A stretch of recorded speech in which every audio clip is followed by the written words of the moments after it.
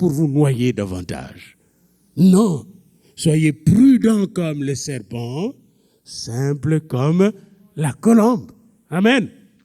Et maintenant, comme ils ont écouté Paul, et c'est comme ça que se termine le chapitre 27, tout le monde a échappé à la mort, les bateaux ont fait 7 naufrages, étaient totalement détruits, mais personne n'est mort. Les 276 personnes étaient sauvées. Alors, qu'est-ce qui arriva? Le grand amiral, Paul, arriva dans une île avec tous les 275 personnes. Et quand ils arrivèrent là, tout le monde, ils étaient accueillis dans cette île qui s'appelle Malte. C'est dont la place où ils étaient s'appelle aujourd'hui la baie de Saint-Paul, avec ça porte le nom de Paul. Et là, quand ils sont arrivés, ils étaient bien accueillis par les gens de l'île. Très bien accueillis. Autour du feu, parce qu'il pleuvait, il faisait très froid. Et là encore, je vous montre comment le diable ne vous laissera jamais jusqu'à la fin de votre vie. Il va toujours vous chercher. Il va vous embêter. J'ai vu des gens parfois, ils ont résolu tous les problèmes matériels. Ils sont riches. Puis la drogue entre dans leur maison. Puis la souffrance entre dans leur maison. Alors qu'ils semblent avoir résolu tous les problèmes. Pourquoi ça? Parce que l'ennemi connu à nous attaquer, il cherche qui il va dévorer. Regardez ce qui arrive. Paul est en train de ramasser des brindilles pour se chauffer davantage, contribuer à entretenir le feu. Et là, quand il ramasse les brindilles, une vipère vient s'accrocher sur sa main. Et tout le monde conclut, et la Bible dit bien, tout le monde, tous les gens qui étaient là ont dit, « Ah, cet homme, c'est vraiment un meurtrier. » Parce que dans leur coutume, les dieux punissent les meurtriers. Il a échappé au naufrage, il a échappé à la prison, et maintenant, l'ennemi et le serpent le condamnent, la vipère le commande, va mourir. Paul n'écoute pas ce qu'on dit là. Autrement dit, quand vous êtes en combat, n'écoutez pas les moqueries des gens. Amen. N'écoutez pas les fausses interprétations des gens. N'écoutez pas non plus la fausse théologie des gens. Comme un peu quand Job était malade, l'évangile dit, Job, tu es malade parce que tu as fait des péchés. N'écoutez pas cela. Écoutez Dieu. Et Dieu va te dire, silence, l'Éternel combat pour toi. Ne crains rien, je suis avec toi. Bien-aimé dans le Seigneur. Paul, qu'est-ce qu'il a fait? Il a juste secoué la vipère. Que veut dire secouer la vipère? Bien-aimé, quand l'ennemi vient t'attaquer, qu'est-ce qu'il faut faire? Secouer-le dans le feu. Amen. Le feu de l'esprit. Secoue un peu avec moi. Allons-y. L'ennemi vient t'attaquer, qu'est-ce qu'il faut faire? Les mauvaises pensées viennent, les critiques viennent, secouez-les dans le feu. Les moqueries arrivent, secouez-les dans le feu. Apprenons même à ne pas beaucoup prier, mais secouer. Tu entends secouer dans le feu. C'est secoue dans le feu. Secoue dans le feu. Faites juste symboliquement cela. Et vous allez voir, tellement dit, je le secoue dans le feu. J'ai appris même parfois, les docteurs me disent des choses, parce que les docteurs, ils ont beaucoup de choses dans leur tête. Hein. Je secoue ça dans le feu. Avant de sortir de son cabinet, j'ai dit, secoue. Tous ces diagnostics-là, dans le feu. Je ne sors pas avec les pensées du docteur, je sors avec le feu de l'esprit. Amen. Important, bien-aimé.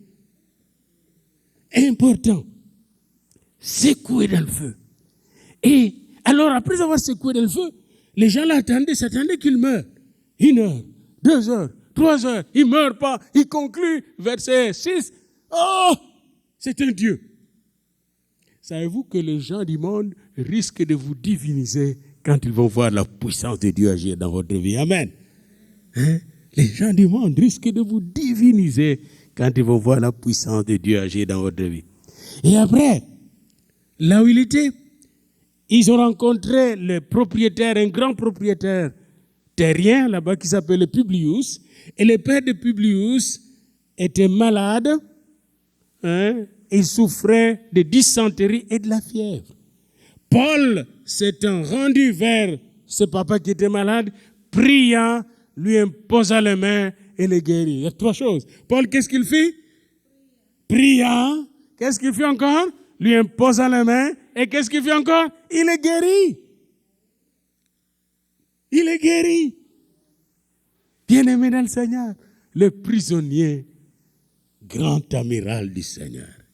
Et à la fin de ce voyage, il est dit ce qui suit, verset 10, on nous rendit de grands honneurs et à notre départ, on nous fournit des choses dont nous avions besoin.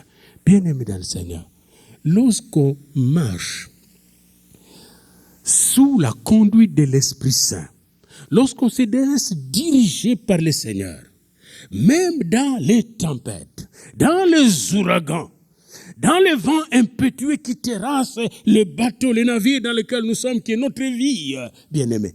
Lorsqu'on marche avec lui, le Seigneur nous donne une nouvelle onction, une nouvelle puissance, de nouvelles forces, et ces forces nous permettent non seulement de nous sauver de la mort, mais de sauver ceux qui sont malades, de neutraliser les vipères et les serpents qui nous attaquent dans ce monde, et d'amener la bénédiction sur des multitudes. Amen. Paul a amené la bénédiction. On leur a rendu non seulement des honneurs, mais on leur a donné tout ce qu'ils avaient besoin, parce que Dieu est toujours celui qui s'appelle Jéhovah Jireh. Il pourvoira à tous nos besoins selon sa richesse avec gloire en Jésus-Christ. Paul était le grand amiral. Et en lisant Paul, j'ai dit, moi aussi, je suis le grand amiral de Dieu. Et lorsque je suis dans le bateau, parce que je suis dans ce bateau-là, bien, je suis convaincu que ce bateau-là ne fera pas naufrage. Je suis convaincu que cette église ne fera pas naufrage. Je suis convaincu que votre vie ne fera pas naufrage. Je suis convaincu que votre famille ne fera pas naufrage. Pourquoi? Parce que vous êtes avec le grand maître de la nature et de l'histoire. Vous êtes avec le Seigneur des Seigneurs, le Dieu de gloire. C'est pourquoi le petit David, alors qu'il était là, ton église priait, alléluia, ton église priait, n'avait pas lâché. Et nous avons dit à Satan, tu vas lâcher prise. Le petit David va devenir en bonne santé. Et nous ne sommes pas étonnés aujourd'hui d'entendre ce témoignage, mais nous nous réjouissons aujourd'hui que David est guéri, totalement guéri. Alléluia. David, viens-t'en ici, là.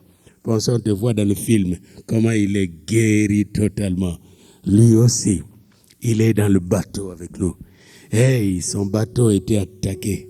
Et nous prions pour les bateaux de la famille Philippe Lafleur et Gilles Lafleur. Ces bateaux-là encore, Seigneur. Nous venons contre toutes les tempêtes qui frappent ces bateaux. Et nous les arrêtons au nom de Jésus-Christ. Et nous savons que le même Dieu qui a guéri David va bénir et combler toute la famille. Et bientôt nous entendrons de grands témoignages. Nous entendrons de grands témoignages de cette famille-là. Il en est de même pour chaque famille ici présente, Seigneur. Dieu va tellement agir que chacun de nous aura un grand témoignage qui rendra gloire à Dieu au nom de Jésus-Christ. Et le peuple dit, Amen. Merci David. Et quelques jours, David, pour m'écouter comme ça, il devait avoir des écouteurs. Hein? Mais vous ne voyez pas comment il écoute. Applaudissez le Seigneur, il écoute sans écouteurs.